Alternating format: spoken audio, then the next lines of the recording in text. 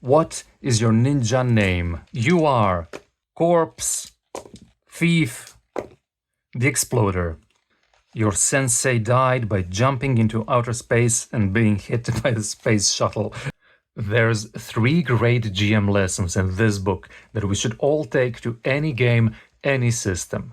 And they're found here, where you never would have looked, because small indie games like NINJA BORG can pick a niche, like being super awesome ninjas, and then do that one thing really well. And in telling us how to do that, they accidentally give us advice that we can take anywhere.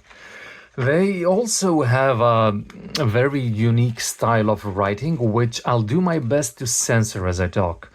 But if you read it and get upset on your own, that's on you. So, we'll cover their advice on how to do awesome stuff, how to make failures be awesome as well, and then we'll have a bit of a real talk. You want revenge on a chicken who lives behind the dumpster. Now, I wasn't paid or anything to renounce piracy and talk about how cool ninjas are. Most of all, you hate 74 pirates. First, let your players do awesome stuff. Ninja Borg is a game where you can chop a skyscraper in half and then roundhouse kick a redwood tree into the sun. Your weapons can be anything from a ninja sword to a radioactive laser dinosaur who wrecks your enemies and then high-fives you as it wades back into the ocean. The book wants your game to feel like a heavy metal concert and a nuclear strike and a velociraptor stampede and a space laser attack all rolled up into one.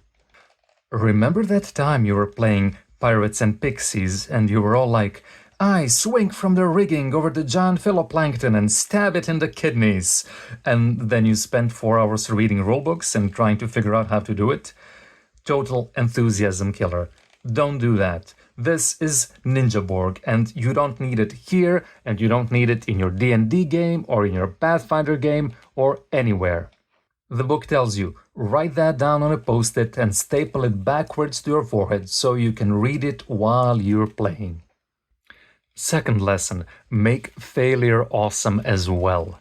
Because imagine, dear reader, you're sitting playing D&D and you go, my elf paladin, Baklava the Chosen, champion of sunshine, invokes the power of his mighty and enchanted greatsword to banish the skeleton. And then you roll and your DM tells you, oh, you fail. And then it's the bard's turn and they sing a song about it. We don't want that. That's boring. Boring in any game, and you don't need it. You know what you do need? Say that bard was rolling to play their guitar and they roll a failure, but that just means the enemy was too stupid to realize just how sweet the riff was, but everyone else realizes it, and a huge crowd gathers and they cheer the bard on and prevent the enemy from maneuvering, and then Buckethead shows up and gives the bard an award. That's cool.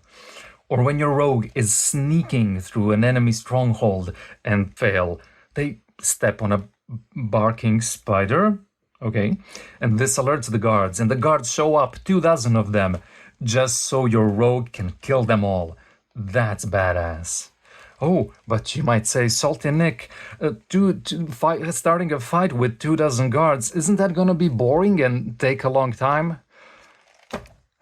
Look, I need you to take a good look at yourself in the grimy mirror of reality and ask yourself, why am I playing a game with boring combat? Why are you? You don't need to. And what if your ninja wanted to backflip off a skyscraper into a moving sports car, but failed the roll?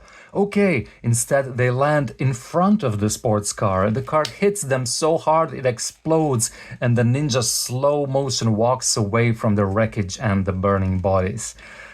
That's gonna be badass.